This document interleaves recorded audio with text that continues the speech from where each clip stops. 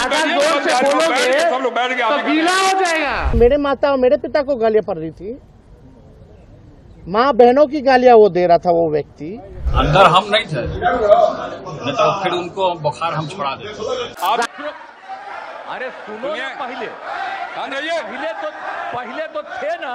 ये तरीका होगा तो नहीं होगा बोलने के लिए, किसी को नहीं दिया जाएगा। हमारा कम था, तुम्हारे पिताजी 7 साल मंत्री थे और उसके बाद तुम्हारी माता 7 फिर मंत्री रही।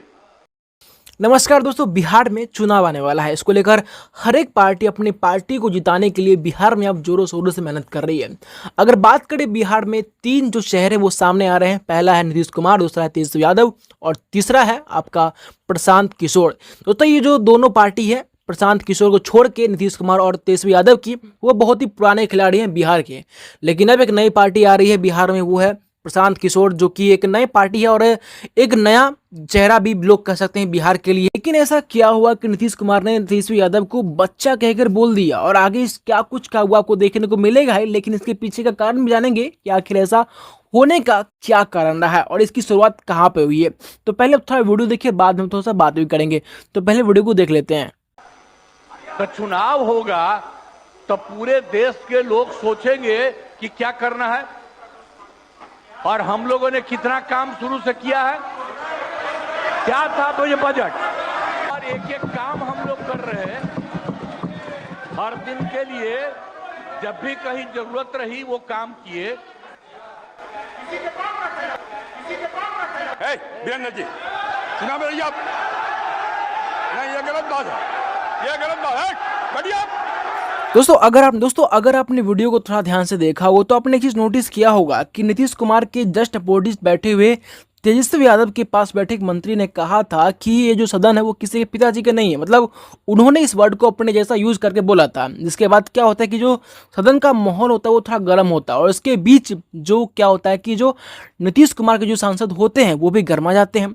और जब इस माहौल में जब बातें होता है तब ये मामला इतना ज़्यादा गर्मा जाता है कि नीतीश कुमार और तेजस्वी यादव आपस में भिड़ जाते हैं। और आगे क्या कुछ हुआ वो आपने देखा ही। दोस्तों इसके बाद क्या होता है कि जो तेजस्वी यादव के जो भाई हैं तेज प्रताप यादव भी, उन्होंने इस बात को जब सुना तो उन्होंने भी कुछ कहा था इस बारे में। भारतीय जनता पार्टी जो है आरएसएस नाथूराम गोडसे जो महात्मा गांधी का हत्या किया है उसी पार्टी से बिलोंग करते हैं। और ये लोग गुंडे लोग हैं। ये लोग छवि देख रहा है कि किस तरीके से गुंडागर्दी दिखा रहे हैं। कोई भी किसी को भी बाप को गाली दे देना, किसी के पिता को गाली दे देना। अगर हम उनके पिता को गाली देंगे तो कैसा लगेगा? शोभनीय बात है। इस तरीके का माहौल क्रिएट नहीं करना चाहिए। जो जनता का मुद्दा है उसको लेकर संगठन के लोगों ने उठाने का काम किया है, तो जनहित का मुद्दा है, तो उस पर ये लोग गाली गलौज कर रहे हैं। तो क्या करेगा आदमी? बेकाबू ना होगा। अब घर परिवार में घुसेगा तो क्या करेगा? परिवार में करेगा। हंगामे पर उतर आए, हंगामा करने लगे वेल में आकर। हंगामा किस लिए हो रहा है? हालांकि संसद में वाद विवाद होना जरूरी होता है, क्योंकि वो हमारे देश के मुद्दे होते हैं, हमारे बिहार, हमारे जो प्रदेश विदेश के मुद्दे होते हैं, और इस प्रकार के मुद्दे होने चाहिए। लेकिन दोस्तों यहाँ पे जो बातें हो रही थी, जिस प्रकार के वर्ड का यूज किया जा रहा था, वो मेरे ख्याल से कहीं तक सही नहीं था। क्योंकि वहाँ पे बिहार के एक सीएम थे, वहाँ पे एक प्रतिनिधित्व थे, बिहार के एक ऐसे पद थे जहाँ पे लोगों को इस बात का यूज नहीं करना चाहिए, इस प्रकार के वर्ड का यूज नहीं करना चाहिए। लेकिन फिर भी वहाँ के कुछ जो मंत्रिमंडल है उन्होंने इस प्रकार के वर्ड का यूज करके बिहार को एक नया रूप देने का काम किया है। अब सोचिए कि जब इस प्रकार की जो बातों को किसी और स्टेट के लोग सुनेंगे, किसी और जो जगह के लोग सुनेंगे, तो क्या सोचेंगे हमारे बिहार के बारे में कि बिहार के जो लीडर्स हैं वो इस प्रकार की बातें करते हैं, इस प्रकार के वर्ड का यूज करते हैं।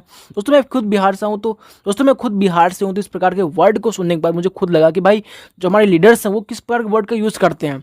और बाकी दोस्तों आप लोगों को इस संसद के विवाद पे आपका क्या कहना है, और हाँ इस प्रकार के वर्ड का यूज होना चाहिए था कि नहीं, हमें आप कमेंट बॉक्स में जरूर बताइएगा। हाँ